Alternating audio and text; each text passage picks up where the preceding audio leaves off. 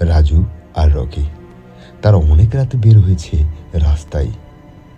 তারা যাচ্ছে, গ্রামের পাশেই একটি খাল আছে, ছোট্ট খাল। সেই খালে রকি নামের ছেলেটি জাল পেতে রেখেছে ছোট মাছ ধরার জন্য। তাই তারা দুজন মিলে অনেক রাতে বের হয়েছে জাল দেখার জন্য।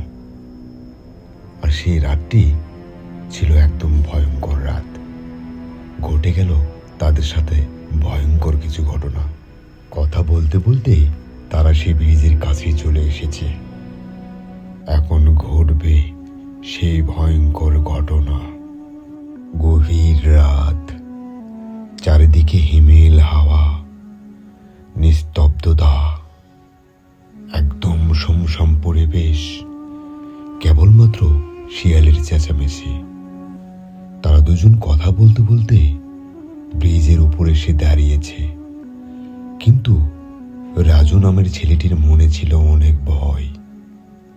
তার কাছে এত রাত্রে জায়গাটি সুবিধার মনে হচ্ছে না।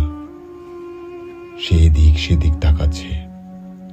রকি বলছে, বন্ধু, এত ভয় কেন করছিস? আমি তো প্রায় আসি এই ব্রিজে। কিন্তু রাজুর মনে অনেক ভয় ছিল। সবকিছু কেমন যেন অদ্ভুত অদ্ভুত মনে হচ্ছে। তারপর কিছুক্ষণ পর রকি বলছে, তুই এখানে থাকিস, আমি জালটি দেখে আসি। এই বলে রকি জাল দেখার জন্য ব্রিজের নিচে চলে গেল।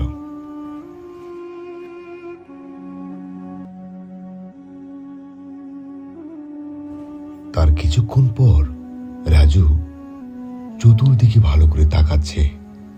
তার কাছে জায়গাটি সুবিধার মনে হচ্ছে না। চারিদিকে কেমন অদ্ভুত সাউন্ড।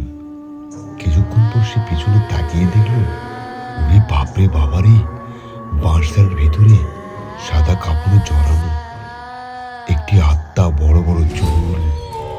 ওরে বাবারে, কি অদ্ভুত জিনিস এটা। রাজু রাজু দৌড়ে রকির কাছে গিয়ে বলছে, রকি তাড়াতাড়ি আয়, কি দেখলাম বাঁশঝাড়ে এটা। তারপর রাজু আর রকি মিলে ভালো করে তাকিয়ে দেখতে পেল, ওরে বাপরে বাবারে,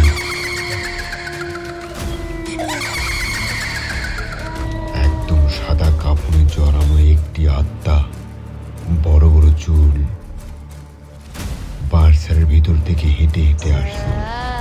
তাই না দেখে রাজু আর রকি দৌড়াইতে শুরু করলো। তাদের পিছনে পিছনে সেই লাশটি হেঁটে হেঁটে হেঁটে হেঁটে যাচ্ছে। রাজু আর রকির প্রাণ একেবারে যায় যায় অবস্থা। কি দেখতে পেল তারা? ওরে বাপরে বাবারে, এটা কি জিনিস? একদম জলজান্ত আত্মা কবর থেকে উঠে আসছে। আল্লাহ, আমাদেরকে রহম করো আল্লাহ, আল্লাহ আমাদেরকে মাফ করে দাও আল্লাহ, আল্লাহ তুমি আমাকে বাঁচাও আল্লাহ। এই বলে রাজু আর রকি বাড়ির দিকে দৌড়ানো শুরু করলো। ভয়ঙ্কর সেই রাতের কাহিনী।